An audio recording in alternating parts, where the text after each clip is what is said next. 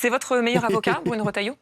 Non, certainement pas. Notre meilleur avocat reste et restera le peuple français, et notamment nos compatriotes de confession juive, qui voient depuis des années, et encore plus depuis le 7 octobre 2023, que le Rassemblement national, Marine Le Pen, Jordan Bardella ont été les seuls à être clairs, à être fermes, à être intransigeants dans la lutte contre l'antisémitisme. Contrairement à tous les autres, qui se sont compromis d'une manière ou d'une autre. Je ne parle évidemment pas de l'extrême gauche qui est dans une collusion et une collaboration avec l'islamisme et qui fait de l'antisémitisme un carburant, mais je parle surtout de la Macronie qui a participé à l'élection de bon nombre de députés antisémites au moment des législatives. On va y revenir dans un instant, parce qu'il y a un certain nombre d'accusations aussi de la France Insoumise à votre égard. Mais d'abord, sur les propos de Bruno Retailleau, Laurent Geoffrin, quand il parle d'antisémitisme d'atmosphère, alimenté par l'extrême gauche, d'antisémitisme résiduel au RN, c'est quasiment mot pour mot ce qu'on entend dans la bouche des représentants du Rassemblement national. C'est pour ça que je vous demandais si c'était votre meilleur avocat. C'est pas anodin d'avoir, sur ce sujet-là en particulier, un ministre de l'Intérieur qui tient ses propos. Je trouve qu'il a pas tort sur LFI. Et effectivement, qui est complaisant. Quoi. Je ne dis pas qu'ils sont tous antisémites, loin de là, mais ils ont été incroyablement complaisants. Quoi. Et la défense de Mélenchon, je ne comprends pas, moi. Comment on peut avoir été si longtemps, avoir fréquenté les partis de gauche et ne pas avoir intégré le minimum, c'est-à-dire que la lutte contre le racisme et l'antisémitisme font partie des fondements de cette conception de la vie. Quoi. Mais poto, il a manifesté ce week-end quand même. Qu'est-ce qui nous fait chier, lui? C'est un bon ou pas, les mecs? Geoffrin, c'est l'ami de Jean-Marie Le Pen. Je le connais pas assez, ce personnage, donc je vous pose la question, le chat. On sait jamais. Et qu'on puisse être aussi, comment dire, sans aucun mot de compassion pour les victimes juives. C'est le pire gars, pas du tout. Et avec cette... Ce mec-là est une raclure, c'est le FDP en chef. Bizarrement, les mecs, il y a une seule personne qui aime bien monsieur Geoffrin. Bizarre, Fianso, hein. Bizarre, hein. La seule personne qui a mis oui, quand même, hein. Oui, c'est un bon. bizarre. Une espèce de défense de rupture sur l'affiche antisémite. C'est hallucinant, cette histoire. C'est incompréhensible. Il y a des photos en maillot de bain de lui avec Jean-Marie Le Pen. Ah ouais, putain, mais what the fuck. Le seul soupçon qu'on peut avoir, c'est que ça plaît selon les gens de LFI. Mais alors attendez, vous partagez l'analyse de Bruno Retailleau sur l'extrême gauche, mais est-ce que vous partagez l'analyse de Bruno Retailleau sur le Rassemblement national? Non, parce qu'on s'est aperçu aux dernières législatives qu'effectivement les dirigeants, en général, tiennent un discours tout à fait honorable sur la question, mais qu'au sein du Rassemblement national, il existe toujours des gens qui sont toujours là. Hein, on en a découvert encore au moment des législatives, vous ne pouvez pas dire le contraire. Si, je dis le contraire. Mais si, parce que vous en avez exclu. Et je vous dirais encore le contraire. Oui, mais vous les avez exclus. Donc ils étaient là. Non, mais Laurent, dites-moi si j'ai tort quand je dis ça. Laurent Geoffrin. Oui, mais monsieur Odoul, est-ce que j'ai tort quand je dis ça? Dans tous les partis, vous savez, un parti, c'est des gens qui viennent à vous pour se porter candidat. Donc vous êtes d'accord avec moi? Non, je ne suis pas du tout d'accord avec vous. Oui, mais vous faites semblant de pas être d'accord, mais vous reconnaissez que j'ai raison. La grande différence entre le Rassemblement national et les autres partis, c'est que nous faisons le ménage. C'est que nous, quand il y a des candidats qui enfreignent la ligne du mouvement, c'est pas mes partis, mais je vois pas encore. Non, mais qui ont des propos, contrairement à la France Insoumise. La France Insoumise ne m'a pas semblé. Vous pensez que les centristes, il y a des antisémites chez eux aussi? Bien sûr, mais effectivement, vous avez, encore une fois, malheureusement... Il n'y a aucun antisémite. Chez vous, il n'y a pas d'antisémite. Il y en a pas. Alors attendez, chacun son tour, qu'on puisse échanger. Manichéenne, une vision claire des choses. Alors attendez, chacun son tour. Oh là là. La grande différence, voilà, encore une fois, c'est que nous faisons le ménage quand il y a des propos qui sont totalement contraires à la ligne du mouvement et à nos valeurs, ils sont exclus. Ce qui n'est pas le cas des autres. Moi, j'observe effectivement que la gauche, les partis de gauche, que ce soit ceux d'extrême gauche comme LFI ou les autres qui ont participé de ce qu'on a appelé le nouveau Front populaire, se sont accommodés d'une ligne qui est clairement anti-juive, d'une ligne qui a flatté... Une ligne qui est clairement anti-juive, mais qu'est-ce qu'il faut pas entendre, les mecs, hein. Alors, je vous rappelle quand même, parce que là, il fait vraiment de la politique, mais purement de la politique. On parle de Julien Audoul, qui est, je crois qu'il est président du groupe d'amitié Israël-France. Donc, c'est normal qu'il soit dans cette posture-là, où il veut grimer, on va dire, caricaturer la gauche comme une gauche clairement antisémite, alors qu'il ne peut même pas prouver en quoi elle est antisémite. Il parle d'une ligne qui est anti-juive. Comment, par où et quel point dans le programme de la France Insoumise on peut définir la LFI comme anti-juive? Par quel point? Quel détail? Mettez-moi une ligne, mettez-moi une phrase, mettez-moi un truc qui prouve qu'ils sont anti-juifs. Je ne comprends pas. À un électorat islamo-gauchiste pour des raisons électoralistes, dont l'exemple et le symbole le plus détesté. Et évidemment, comme d'habitude, aucun journaliste reprend. Mais oui, voilà, s'il y en a, ils font pas leur boulot, tu vois. font pas leur boulot. Et je parle pas de la journaliste et l'ancienne footballeuse leur boulot, mais il y en a qui font pas leur boulot, frère. A été Rima Hassan, qui a fait toute sa campagne des européennes avec un drapeau palestinien, avec des slogans anti-Israël. Voilà, que cette ligne-là n'a pas posé problème à certains partis de gauche et à certains représentants de la gauche. Non, ça n'a pas posé problème. Ça a posé beaucoup de problèmes. Attendez, les Européens, c'est dire n'importe quoi. Ça a posé beaucoup de problèmes. Vous pouvez leur reprocher de ne pas avoir rompu une chose. Vous pouvez pas dire que ça n'a pas... Vous pouvez pas dire que ça n'a pas... Chacun son tour, s'il vous plaît, chacun son tour. Avant la fiche antisémite. Mais si, il y avait plein de gens qui ont protesté. Laurent, je vais vous donner la parole. Je termine juste avec Julien Audoul et après je vous donne la parole. Il faut quand même rappeler qu'avant la fiche antisémite qui visait Cyril Hanouna, il y a eu quand même des propos infâmes, notamment d'Aline Obono. Ils ont été dénoncés? Non, ça n'a pas été dénoncé. Daniel Obono, après le 7 octobre, qui nous dit que le Hamas est un mouvement de résistance. Ça n'a pas empêché les partis de gauche de faire alliance après avec la France Insoumise. Donc il y a véritablement un problème de fond sur cette alliance avec ces partis qui sont aujourd'hui dans l'hostilité. N'oublions pas quand même, les gars, si je dis pas de bêtises, peut-être que ça a changé entre le 7 octobre à aujourd'hui, mais je crois que l'ONU ne classe même pas le Hamas comme organisation terroriste, je crois. Faudrait que je vérifie ma source, faudrait que je regarde. Donc Daniel Obono, elle reprend que les faits, quoi. On va écouter. Si, ils sont classés terroristes, ok, ben j'ai rien dit alors, ok.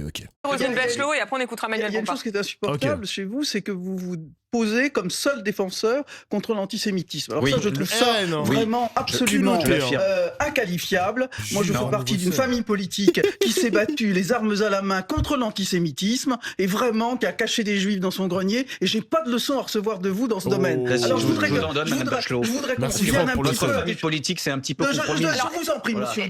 Ça va. On va venir à la lutte contre l'antisémitisme. Votre famille politique, jamais. Attendez, chacun son tour, s'il vous plaît. Les gars, c'est tellement un sujet électrique, l'antisémitisme. Mais tu vois, les personnes en train de parler fort, etc., ça monte dans les décibels. Mais quand ça parle d'islamophobie, le ton est beaucoup plus calme. Et même pas. C'est invisibilisé carrément l'islamophobie dans les médias, dans les sujets de comptoir comme ça. Mais quand c'est l'antisémitisme, j'ai pas de leçons à recevoir. Ah si, je vais te donner des leçons. Eh, c'est encore plus fort. Eh là là, oh là là, c'est tellement électrique, oh là là. Oh putain. On va essayer de dépassionner un petit peu les débats quand même. Vraiment, il y a des choses graves dans notre pays et c'est pas la peine de se lancer des petits machins de politique politica. Il y a seulement 3% des Français qui n'adhèrent à aucun des préjugés antisémites. Seulement 3%. C'est dire que l'antisémitisme dans notre pays, il est important. Et il est particulièrement important dans votre famille politique. En effet, mais je regarde pas les discussions, c'est ça. Et je vous demande de prendre vos responsabilités. 33% des électeurs de Jean-Luc Mélenchon ont ces préjugés antisémites et pour ce qui est de Marine Le Pen, on monte à 39%. Donc l'antisémitisme est quelque chose qui, alors que ce n'est que 26% des Français. Et là, je suis très sérieux. Ils pensent que Jean-Luc Mélenchon, ils sont antisémites du côté des électeurs RN, mais c'est normal qu'ils pensent qu'il est antisémite. Ils boivent matin, midi, soir CNews.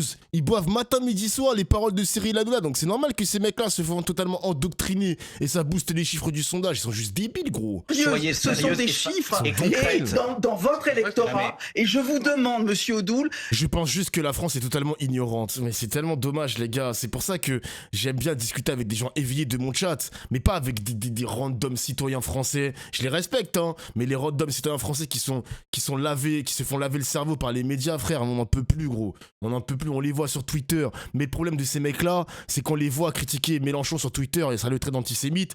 On les voit consommer CNews matin, midi, soir. Mais le problème, c'est qu'ils votent. Ces mecs-là votent, les gars. Ils prennent le temps d'aller voter. Parce que les gens qui insultent le RN, mais qui ne vont pas voter, ils s'abstiennent. C'est un problème pour nous. C'est un problème pour nous, gens de gauche. Eh oui, il faut aller voter, les mecs. Il ne s'agit pas d'aller petzouiller dans je ne sais quelle conférence. Qu'est-ce que vous faites précisément pour ces près de 40% de vos électeurs qui ont des préjugés antisémites? Qu'est-ce que vous faites concrètement? Vous ne faites rien. N'importe quoi. Premièrement, pas n'importe quoi. Non, si. Moi, non, je suis pas insultant. Je suis factuel. Madame Bachelot vient d'insulter les électeurs du Rassemblement national. Alors attendez. Laissez les uns les autres répondre. Julien Audoul répondait à Roselyne Bachelot. Est-ce qu'on peut être sérieux 2 minutes? Oui, on est sérieux. Moi, je suis très sérieux. 5 fois par jour, vous avez des compatriotes de confession juive qui sont soit insultés. Sortez de vos canapés et allez militer surtout. Est-ce que Luc, c'est une forme de militantisme ce que je fais sur Twitch? moi je te pose la question. Pas pour te... Tu vois, c'est pas juste pour discuter entre toi et moi. Est-ce que ce que je propose, les gars, comme projet, c'est une forme de militantisme? En vrai. Oui, vous trouvez le chat? Ok. Ok. C'est du militantisme rémunéré.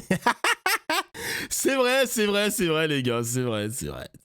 Soit menacé, soit agressé, Bien comme sûr. le rabbin doit. 5 fois par jour. Merci Est-ce que vous pensez un seul instant, et dites-le moi droit dans les yeux, Oula. est-ce que vous pensez un seul instant que ces 5 fois par jour, ces agressions 5 fois par jour, sont le fait des lecteurs du Rassemblement National? Non, évidemment non. Mais j'ai pas dit ça, monsieur Oudouzi. J'ai parlé des préjugés antisémites. Vous savez très bien, donc, encore une fois, aujourd'hui, ceux qui menacent nos compatriotes de confession juive, ici en France, comme là-bas en Israël, ce sont principalement les islamistes. C'est lié au développement du fondamentalisme islamiste, qui est nourri aussi et entretenu et soutenu par l'extrême gauche, qui en a fait une alliance électoraliste. Il ne faut pas essentialiser. C'est ça la réalité, Mme Bachelot. Vous pratiquez finalement le cheminement psychologique des gens que vous combattez. C'est-à-dire que vous essentialisez Israël et l'antisémitisme dans notre pays. Mais on peut très bien n'avoir aucun préjugé antisémite et condamner la politique de M. Netanyahou. Et d'ailleurs, beaucoup de nos compatriotes juifs l'antisionisme et de l'antisémitisme. Ça, c'est repris ces paroles, les mecs, de dire que l'antisionisme et de l'antisémitisme, c'est même repris par, cette formule est même reprise par les macronistes. On ne peut même pas critiquer la doctrine du sionisme, on ne peut même pas critiquer le gouvernement d'extrême droite de Netanyahou sans être taxé d'antisémite. Est-ce que vous vous rendez compte, les mecs? Ce mec-là est une serpillière. Mais les gars, c'est normal que ce soit une serpillière parce qu'il est président du groupe Amitié France-Israël. Donc évidemment qu'il va défendre... Je vais pas dire défendre, si, en quelque sorte, il va défendre les intérêts d'Israël parce que c'est dans son intérêt à lui et c'est dans son intérêt au RN de comment dire ça, de nouer justement ces liens forts entre Israël et la France. Et d'ailleurs, les gars, on a un autre membre du RN qui va partir en Israël cette semaine, c'est Bardella. C'est Bardella qui va évidemment nouer, encore une fois, ces liens entre la France et l'Israël, mais je vous rappelle qu'on a un gouvernement d'extrême droite qui a invité Bardella. Le symbole, les mecs. Le symbole, il est fort. En fait, il se passe quoi dans le groupe d'amitié France-Israël? Qu'est-ce qu'ils font dans leur réunion? Je pense qu'ils parlent de business. Ils parlent de business, ils parlent de diplomatie, ils parlent des relations, du jumelage de villes. Les villes qui sont jumelées, il y a des partenariats, même scolaires, entre Israël et la France. Ils discutent de la politique, ils discutent des connexions entre les deux pays, quoi. Et je pense qu'ils discutent de bombardements, d'apartheid, de déplacement de population, ces gros fils de pute. Eh oui. Ils vont tous faire allégeance là-bas. Je trouve ça tellement dangereux, les mecs, de faire un truc comme ça. Et j'ai pas peur de le dire parce que c'est Israël et que c'est des sionistes de cons, les gars. Je dis simplement que de baisser son franc comme ça à un pays étranger autre que Israël ou même Israël ou un autre pays, peu importe. Moi-même, j'avais un problème avec les États-Unis de se dire qu'on donne notre cul aux Américains. Pour moi, c'est un problème. Mais n'importe quel pays, c'est le cas, les gars. Je trouve que c'est chaud de faire ça, wesh. Je trouve que c'est chaud, wesh. Elnet, le CRIF, c'est de l'ingérence étrangère, bien sûr. Mais personne va remettre en cause ce genre de choses, les mecs. Personne va dire qu'Israël fait de l'ingérence au sein même de nos institutions. Personne. Véhiculé, évidemment, par l'extrême droite française. Antisémitisme égale sionisme, on vit dans un mauvais film. Putain, laisse tomber, frère. Merci, Bédès, pour le sub. Ça, Dofla, comment ça va? Est-ce qu'on peut dire à nouveau le S-word? Alors moi je le dis parce qu'on est vraiment pile dans le sionisme, les mecs, donc je ne pense pas que je vais me faire ban par le Twitch, je ne pense pas. Quand même. Dofla, fais attention, le Mossad traîne sur ton stream. Tranquille, les gars, tranquille. Je mourrai en martyr peut-être, je sais pas. Vous daignez aux Juifs d'avoir un État, c'est que vous ne souhaitez pas qu'ils soient... Alors attendez, excusez-moi. Excusez-moi, mais il est 23h05. C'est comment on combat l'antisémitisme. Ils ont de l'énergie, 23h05, ça braille comme ça, mon gars. Madame, il faut maîtriser votre plateau, madame, c'est quoi ça? Non mais alors attendez, je vais juste refixer les règles du jeu parce que honnêtement, il est 23h05, on voulait faire un débat de 15-20 minutes autour de ça, là c'est inaudible. On s'entend pas, ça se crie, donc vraiment on va essayer de dépassionner un petit peu le débat, de se donner la parole les uns après les autres. Et comme vous étiez en train d'accuser la France Insoumise, la France Insoumise qui n'est pas sur ce plateau, j'aimerais qu'on entende quand même Manuel Bompard à ce sujet. Écoutez. Il y a quelques semaines, le Comité national consultatif des droits de l'homme en France a publié une étude sur l'antisémitisme et dit une chose très simple, c'est que les préjugés antisémites, les attaques, les insultes antisémites, elles sont malheureusement très majoritairement positionnées à l'extrême droite du champ politique. Monsieur Retailleau, la semaine dernière, disait qu'il n'y avait pas d'antisémitisme à l'extrême droite. Vous voyez, il nie même les chiffres du Comité consultatif national des droits de l'homme. Je trouve ça totalement indécent qu'on vienne surfer en quelque sorte sur une agression antisémite pour essayer de régler des comptes politiques. Et il vous accuse aussi de ne pas en avoir fini avec l'antisémitisme. Il prend un autre cas, donc il s'appuie sur les chiffres de la Commission nationale consultative des droits de l'homme.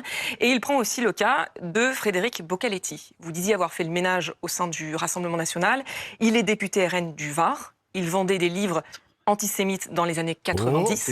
Et il siège toujours aux côtés de Marine Le Pen. Mais c'est faux. Il y a eu des dizaines d'articles. Encore une fois, il a répondu 10 fois. C'est une fake news qui est entretenue. Et d'entendre de la part de M. Bompard, qui est à la tête d'un parti qui a fait de l'antisémitisme un carburant électoral, où vous avez non seulement tous les préjugés antisémites, mais vous avez aujourd'hui même des affiches qui sont recyclées des années 30 et du nazisme. Sans renvoyer la balle à la France Insoumise. Sur l'accusation, mais justement, sur l'accusation, il vous accuse précisément. Donc sur le cas de Frédéric Boccaletti, qu'est-ce que vous lui répondez? Vous dites fake news. Il n'a jamais tenu de librairie antisémite, il n'a jamais tenu une librairie du nom d'Antinéa qui faisait référence à l'ouvrage de l'auteur antisémite Charles Maurras. Mais bien sûr que non. Non, jamais. Mais encore une fois, non, tout ça sont de fausses informations. Tout ça sont de fausses informations. Monsieur Bompard est très très mal à l'aise. Ils sont encore plus mal à l'aise depuis qu'ils ont été obligés de retirer. Ça a été documenté par la presse. Il y a eu un certain nombre d'articles sur cette fameuse librairie. Parce que là, ça a été encore une fois un palier supplémentaire dans leur haine décomplexée. Mais bah ouais, moi je sais pas pourquoi Julien Audoul il nie ce passé de Boccaletti, parce que tu prends le temps d'aller sur Wikipédia ou n'importe quel article de la presse écrite, le mec il a littéralement créé une société d'édition qui réédite Charles Maurras, les gars. Il réédite Charles Maurras, qui est un poète français d'extrême droite. Moi je comprends pas. Je comprends pas pourquoi le mec il nie ça, il y a juste à prendre quelques temps. Ouais, c'est ça, ouvrage anti-Néa, blablabla. C'est des ouvrages racistes, antisémites, néo-nazis. Une librairie qui est au cœur de Toulon, qui commercialise tout ça. Elle ouvre en 97. Moi, je comprends pas. Pourquoi c'est Libération qui a écrit ce petit papier aussi. Il a publié aussi les écrits du négationniste Roger Garodo et le dictateur espagnol Francisco Franco. Eh bah putain, waouh. Rendez-vous compte, tous les députés de la France Insoumise, depuis le 7 octobre 2023, ont eu des propos scandaleux, comme Mme Ercilia Soudet, qui le lendemain des pogroms disait « la haine appelle la haine ». Monsieur Guiraud, qui nous disait que finalement c'était Israël qui avait inventé le bébé dans le four. Monsieur Mélenchon, qui à chaque sortie, à chaque tribune, s'en prend à l'État d'Israël. Madame Rima Hassan, encore une fois, qui est un agent pro-Hamas au Parlement européen. Tout cela fait de la France Insoumise aujourd'hui la France antisémite. La France Insoumise a été condamnée pour antisémitisme. A une responsabilité. Le fameux bébé dans le four, les mecs, ça a jamais été prouvé, encore une fois. Hein. Je sais pas, Julien Audoul, qu'est-ce qu'il a vu comme image? Trafiqué peut-être, j'en sais rien. Mais rien n'a été prouvé encore. Hein. On l'attend encore, ce bébé dans le four, mon gars. Hein. Est-ce que la France Insoumise, pardonnez-moi, a été condamnée je connais cette théorie également.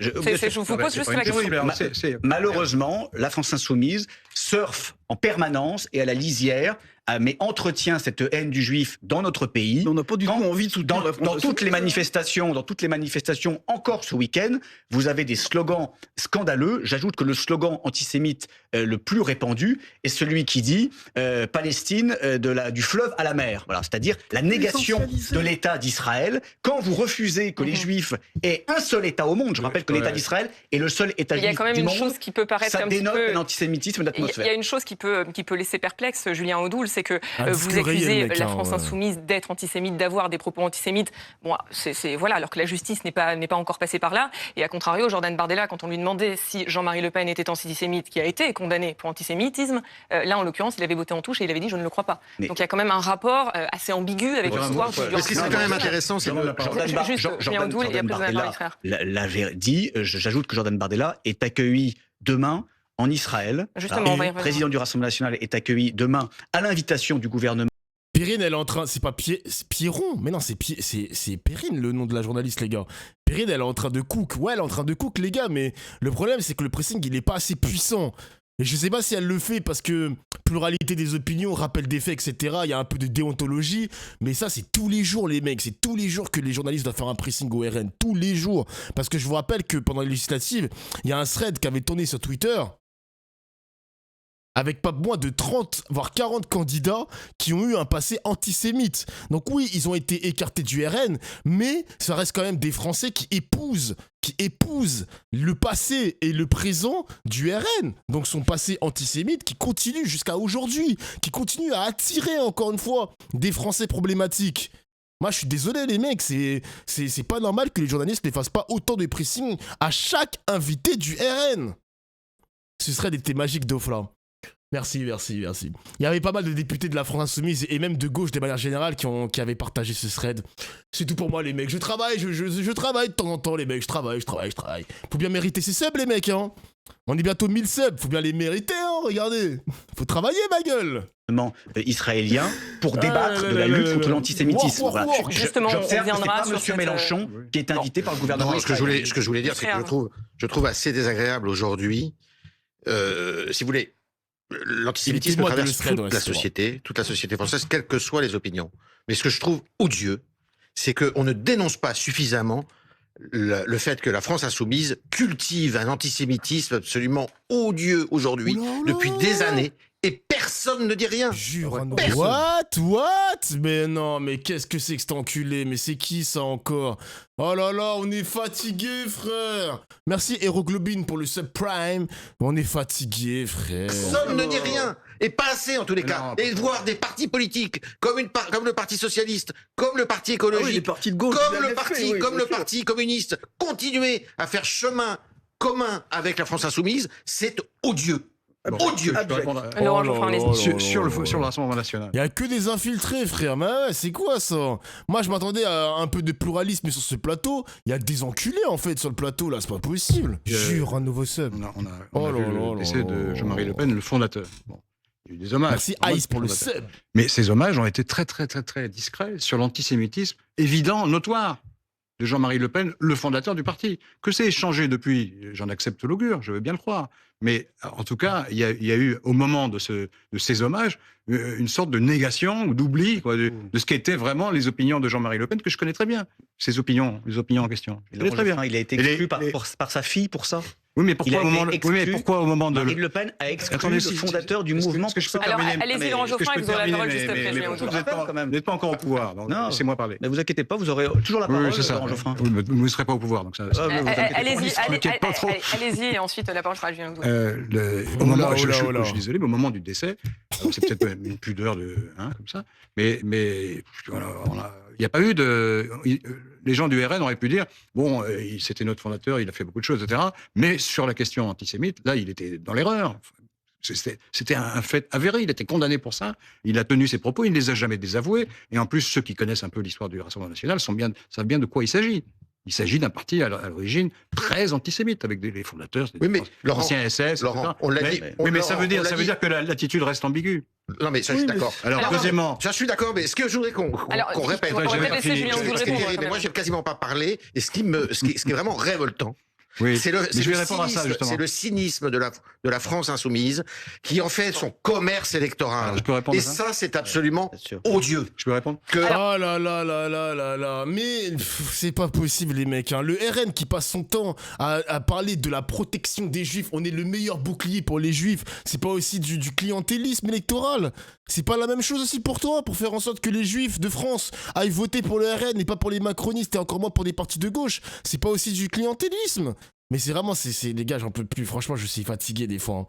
Je suis fatigué de tous ces sales vieux qui passent leur temps. Je respecte les vieux, évidemment. Mais c'est les vieux médias, les vieux des médias qui passent leur temps à donner des leçons et à essentialiser. Ça m'énerve, les mecs. Je n'en peux plus, ça m'énerve.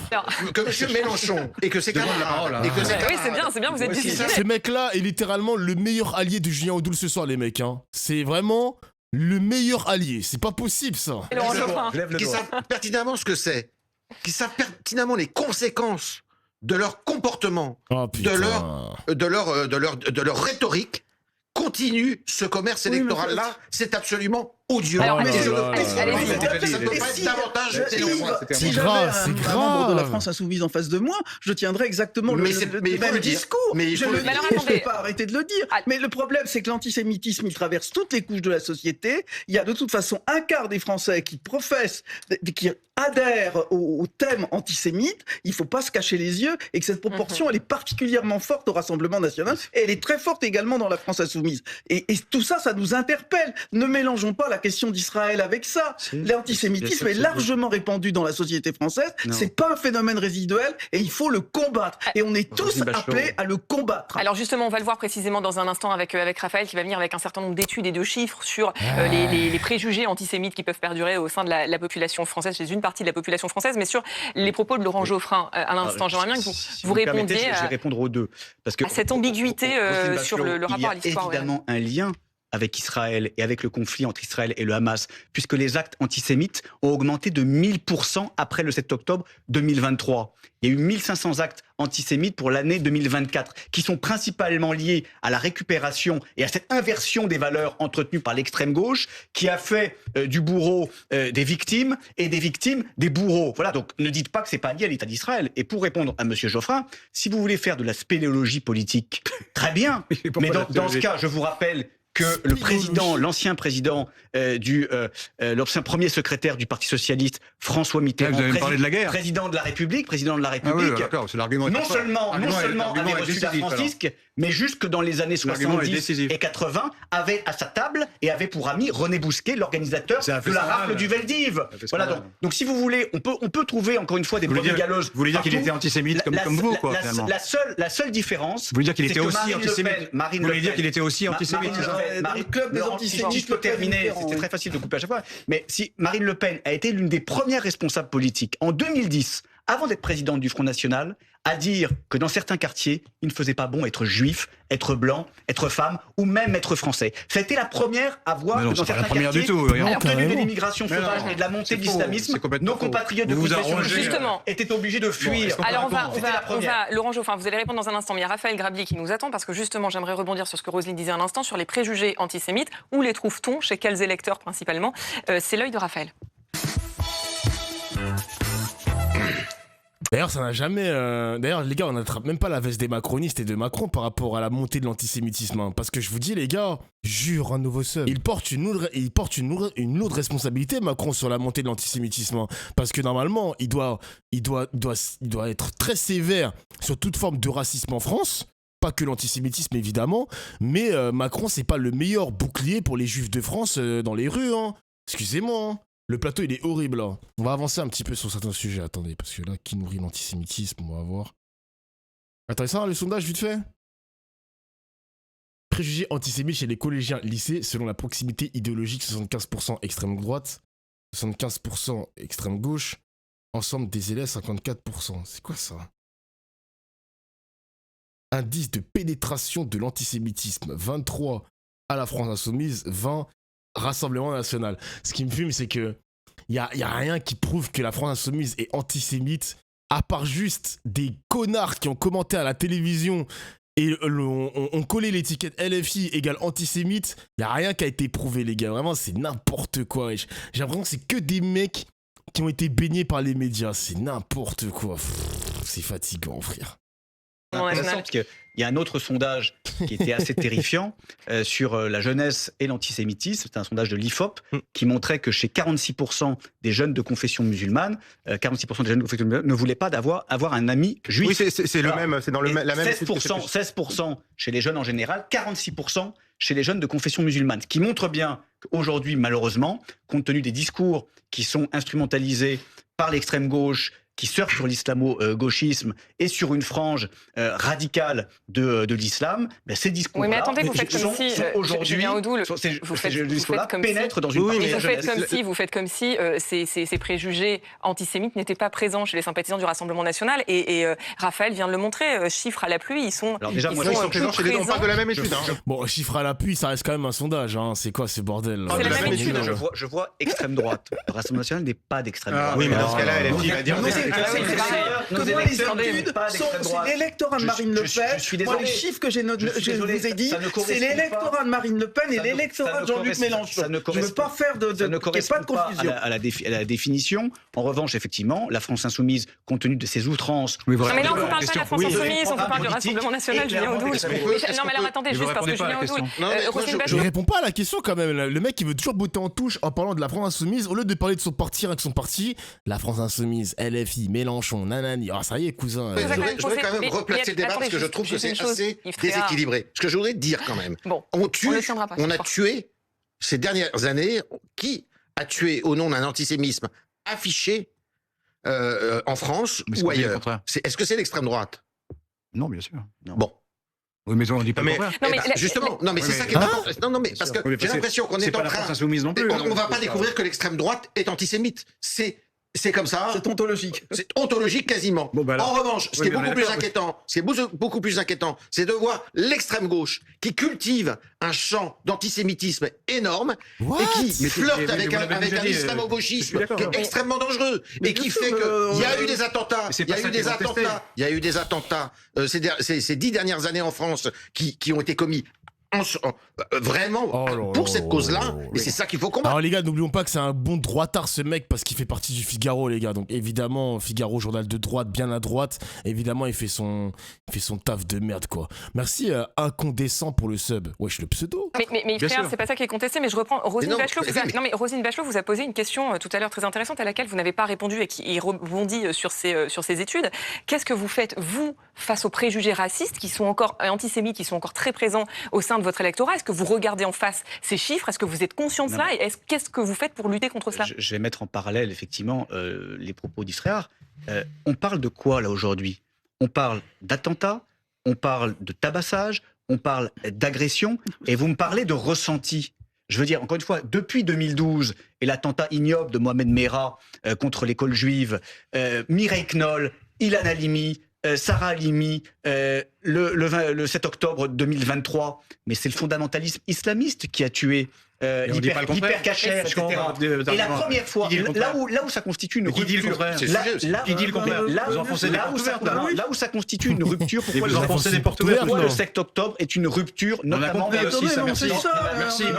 paysage politique français. Merci de le rappeler, c'est vrai. Parce que pour la première fois, vous avez un parti politique français, la France Insoumise, qui a des députés, qui a refusé de condamner une action terroriste. Oui, c'est pas la question que je vous ai posée. Et qui a fait d'un groupe terroriste islamiste un mouvement de résistance cautionnant ces exactions. Et quand vous cautionnez les agissements, les exactions du Hamas, ben vous mettez une cible dans le dos. C'est comme ça. Pourquoi me dites-vous qu'on... À quel moment on a conditionné? Oui, mais comment on la condamne aussi? Mais quel rapport avec la France Insoumise et Mireille Knoll, ou quel rapport avec la France Insoumise et Mohamed Merah? Genre, moi, j'arrive pas à comprendre comment il arrive à faire le lien. Et d'ailleurs, encore une fois, il a esquivé la question de la journaliste, les mecs. Qu'est-ce qu'il fait dans son parti face aux préjugés antisémites de ses sympathisants? Il n'a toujours pas répondu à la question, les mecs. Ça va, on a compris. Oui, mais c'est des questions. Vous êtes un peu dur de la. Oui, vous avez jamais répondu à une seule question sur le Rassemblement national. Qu'est-ce que c'est que cette façon de me parler? Peut-être que c'est l'oreille gauche qui a du mal, mais très clairement, vous ne voulez pas voir que l'antisémitisme qui tue et qui agresse et qui maltraite et celui de l'islamo-gauchisme. Voilà, c'est tout. Islamo-gauchisme. C'est bien de le reconnaître. Oui. Raphaël. Non, il y a une autre étude de l'IFOP qui date de janvier 2024 qui est assez intéressante, et sur le ressenti des Français juifs. Et eux, ils estiment, c'est à 90%, et là c'est une première, que la France Insoumise fait grimper l'antisémitisme. Les partis qui arrivent derrière, il y a ELV, et les Verts, et derrière il y a le Rassemblement National qui est à 50%, c'est beaucoup. Et par contre, Attends, les écologistes font monter aussi l'antisémitisme. Mais c'est quoi ces sondages d'enculés? Genre, je comprends pas. Eh, mais ils sont en boucle, la BFM TV. Vous nous faites chier maintenant. Vous nous faites chier, genre. L'écart entre le Rassemblement National et la France Insoumise à ce niveau-là n'a jamais été aussi grand. Et j'aimerais, Yves, qu'on s'arrête avec vous quand même sur ce voyage demain, vous l'évoquiez tout à l'heure, de Jordan Bardella en Israël. Pour la première fois, un président du Rassemblement National, anciennement FN, se rendra sur place. Marion Maréchal aussi sera présente. Là encore, c'est un fait inédit, me semble-t-il. Jamais un membre direct de la famille Le Pen n'avait fait le déplacement en Israël. Ils vont participer à un colloque sur la lutte contre l'antisémitisme Ils ont été invités par le ministre israélien très, très droitier des affaires de la diaspora d'origine française. C'est un voyage historique et symbolique, forcément très fort pour le RN. C'est un voyage, effectivement, qui est assez lourd de signification, parce que Marine Le Pen n'a jamais été invitée en Israël. Elle a même été persona non grata, son père aussi. Et que Monsieur Bardella et Madame Maréchal soient invités, ça en dit long, mais ça en dit long aussi sur les Israéliens et le gouvernement israélien actuel, qui s'est extrêmement radicalisé également, et qui est aussi un gouvernement populiste, il faut le dire. Et avec des mouvements de population extrêmement importants contre lui. Il y a effectivement un populisme virulent actuellement en Israël. Ouais. La société israélienne est extrêmement divisée, et Marion Maréchal bénéficie de ça, et Jordan Bardella aussi. Et évidemment, ça peaufine leur image à l'international. Donc c'est un tournant important. Une présence qui met mal à l'aise le CRIF. J'aimerais qu'on écoute ensemble Jonathan Arfi, président du Conseil représentatif des institutions juives de France. Aujourd'hui, on sent bien que ce sujet est instrumentalisé pour mettre en scène un rassemblement national nouveau dans une stratégie de conquête du pouvoir. Je considère que l'antisémitisme ne peut pas être instrumentalisé politiquement. Voilà, donc on a vis-à-vis de ce geste-là cette distance nécessaire et critique. Il est très culotté, ce mec, quand même. Hein. D'ailleurs, il y a eu une petite réponse de Marine Le Pen cet après-midi, mais ce mec-là, il est très culotté parce qu'il passe son temps à faire des tweets sur Mélenchon et sur la France Insoumise de manière générale, et après, il vient sur les plateaux télé pour nous parler de leçons de ne pas instrumentaliser l'antisémitisme en France ou je ne sais pas quoi. Mais c'est culotté de sa part. D'ailleurs, Marine Le Pen qui a sorti une petite phrase cet après-midi pour dire que le CRIF, c'est gauchisé. Il y a beaucoup de personnalités de gauche au sein du CRIF. Mais à quel moment le CRIF est de gauche ? À quel moment le CRIF est de gauche, le chat ? Expliquez-moi, genre, il y a quoi de gauche à l'intérieur du CRIF ? À quel moment, genre ? Comment Marine Le Pen, elle peut dire une bêtise pareille, genre ? Comment c'est possible ? Merci PTDR, je suis qui ? Merci pour le sub, mon gars. Vraiment, il y a des hypocrites partout. On est entouré de putain d'hypocrites, mon gars. Genre, vraiment, c'est pas possible, hein. Et ce mec-là, c'est pareil, hein. Ce mec-là, pareil, ma gueule. Politiquement, voilà, donc on a vis-à-vis de ce geste-là cette gaucher, distance nécessaire et critique. J'entendais ce week-end Julien Audoul, Sébastien Chenu dire que le RN était le bouclier de la communauté juive. Encore faut-il que la communauté juive vous considère comme telle. Et écoutez, Jonathan Arfi, c'est pas vraiment le cas.